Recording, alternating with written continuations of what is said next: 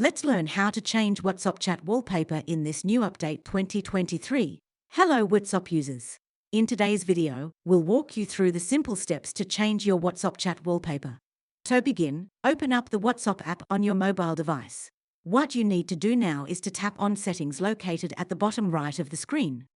Then, in the Settings menu, go to Chats and tap on it. On top option, tap on Chat Wallpaper to access the wallpaper settings for your chats. Then, tap on Choose a new wallpaper.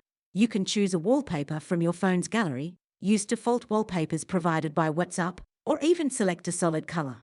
Choose the source that suits your style. Scroll through the options and pick the wallpaper that resonates with you. You can even tap on each one to preview how it will look in your chat background. Once you've found a perfect wallpaper, tap Set. So, that's how you change WhatsApp chat wallpaper in this new update 2023. Thank you for watching.